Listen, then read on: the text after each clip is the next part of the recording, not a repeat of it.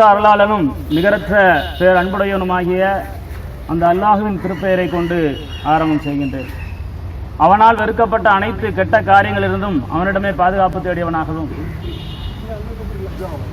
இங்கே குளிர்ந்திருக்கக்கூடிய நம்மவர்கள் மீதும் மேலும் அடக்கத்தலங்களிலே அடக்கப்பட்டிருக்கின்ற அனைவர்கள் மீதும் அந்த ஏக இறைவனின் சாந்தி, சமாதானம், கருணை, கிருபை அனைத்தும் உண்டாகட்டுமாக. மரணங்கள் அறிந்தவர்கள், அறியாதவர்கள், சிறுவர்கள், பெரியவர்கள் என்று அன்றாடம் நாம் கேட்டுக்கொண்டே இருக்கின்றோம். வயதில் முதிர்ந்தவர்கள், சிறிய வயதுடையவர்கள், சிறார்கள் என்று பலதரப்பட்ட மரணங்களை நாம் அன்றாடம் கேட்டுக்கொண்டே இருக்கின்றோம். ஆனால் மரணங்கள் மற்றவர்களுக்கும் முஸ்லிம்களுக்குமான வேறுபாடு இருக்கின்றன. மற்றவர்கள் மரணித்து விட்டால் அதோடு அனைத்தும் முடிந்து விடுகிறது. ஆனால் ஒரு அல்லாஹுவை ஏற்றுக்கொண்ட, அல்லாஹுடைய தூதரை ஏற்றுக்கொண்ட ஒரு விசுவாசிக்கு மரணம் என்பது வாழ்க்கையினுடைய துவக்கமாக இருக்கிறது. இது குறித்து அறியாத நிலைகள் தான் பெருவாரியான முஸ்லிம்களுடைய நிலை இன்றைக்கு இருக்கிறது. அதாவது அவர்கள் பாக்கியமற்றவர்கள், நோயுற்று இறந்து விட்டார்கள், அவர்கள் நன்மையான காரியத்தில் ஈடுபட்டு ஒரு பிரயோஜனம் இல்லை, அவர்கள் கொடுப்பினை இல்லாதவர்கள், கல்யாணத்தை பார்க்கவில்லை, பேரம்பேத்தியை பார்க்கவில்லை, இப்படியெல்லாம் நம் சமூகத்தில் கூட, அதாவது அல்லாஹ்வுடைய தூதருடைய செய்தியை தெரிந்தவர்கள் கூட இது மாதிரியான வார்த்தைகளில் மிகவும் அலங்கோலமான செய்திகளை மக்களுக்கு மத்தியிலே பேசிக் கொள்வதை நாம் பார்க்கிறோம். ஆனால் நபிகள் நாயகம் ஸல்லல்லாஹு அலைஹி வஸல்லம் அவருடைய குழந்தைகள் தன்னுடைய சிறிய பருவத்திலேயே ஆண் மக்கள் எல்லாம் மரணித்து விட்டார்கள். அவர்களை தங்களுடைய கரங்களை கொண்டு அவர்களே அடக்கம் செய்தார்கள்.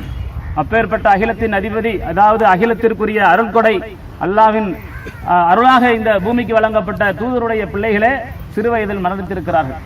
அப்போ மரணம் என்பது உலகத்தில் பார்க்கக்கூடிய மற்றவருடைய பார்வை வேறையாக இருக்க வேண்டும், முஸ்லிம்களுடைய பார்வை வேறு மாதிரியாக இருக்க வேண்டும்.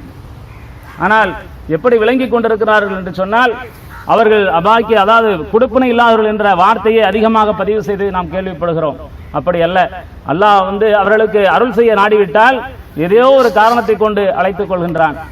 ஆனால் அந்த அழைப்பிற்கு இடைப்பட்ட வாழ்க்கையில் நாம் நம்முடைய மறுமை வீட்டை எவ்வாறு நாம் ரெடியாயிருக்கிறோம் என்பதை குறித்து நாம் அதிகமாக சிந்திக்க வேண்டும்.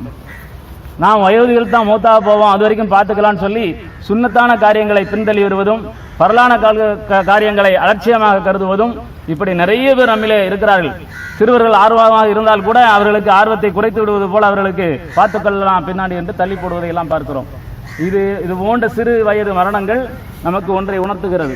எப்படிப்பட்ட காலகட்டத்திலும் மரணம் உங்களை அடைந்தே தீரும்.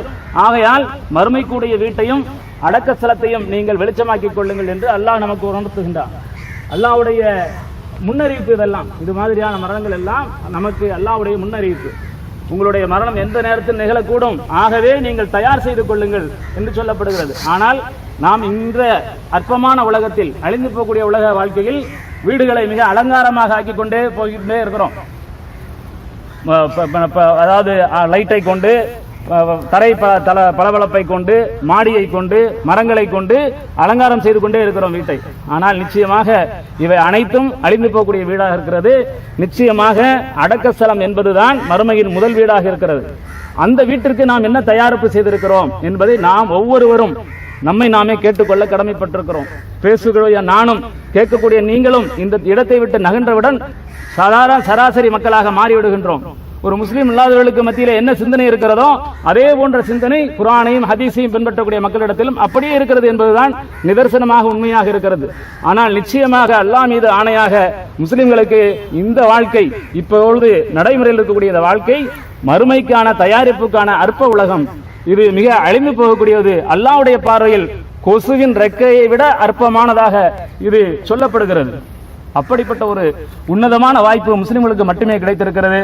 நாம் மீதம் இருக்கக்கூடிய காலங்களில் நம்மளுடைய ஒவ்வொரு அசைவையும் அல்லாஹ்வுடைய தூதர் நமக்கு இது விஷயத்தில் என்ன சொல்லியிருக்கிறார்கள், நாம் இவ்வளவு அலட்சியமாக இருக்கிறோமே, பள்ளிவாசல் வாசலை தேடி வந்தவர்களுக்கு கூட இஸ்லாத்தை அறிமுகப்படுத்தாத நிலையில் இருக்கிறோமே என்று ஒவ்வொருவரும் கவலை செய்ய வேண்டும்.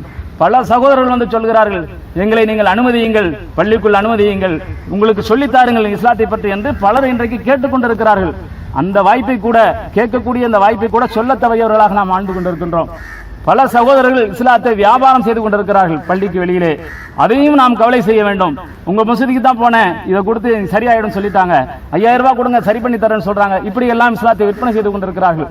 நாம் அதிலிருந்து விலகி இருந்தாலும் அது குறித்து நாம் மக்கள் மத்தியிலே கொண்டு போய் எடுத்து சொல்லி, இதுதான் இஸ்லாம், இஸ்லாத்துடைய வாழ்க்கை இது கிடையாது, இது அற்பமான உலகம், உண்மையான வாழ்க்கை முஸ்லிம்களுக்கும் அல்லாஹ் படைக்கப்பட்ட அனைத்து உயிர், அதாவது மனித உயிர்களுக்கும் மரணத்துக்கு பின்னாடி தான் உண்மையான வாழ்க்கை இருக்கிறது என்பதை நாம் அதிகமாக மக்களிடம் எடுத்துக்கொண்டு போய் சொல்லி, அந்த வெற்றியான மறுமையினுடைய உயர்ந்த பதவியை அனைவரும் அடைவதற்கு நாம் முயற்சி செய்வோம். சகோதரி அவருடைய நற்குணத்திற்கான மிக உயர்ந்த அந்தஸ்தை அல்லாஹ் தருவான் என்று நாம் நம்பிக்கை வைக்கின்றோம். சகோதரிக்கான மறுமை வாழ்க்கைக்காக, மறுமையினுடைய வெளிச்சத்திற்காக, கபருடைய வெளிச்சத்திற்காக அதிகமாக துவா செய்து கொள்ளுங்கள்.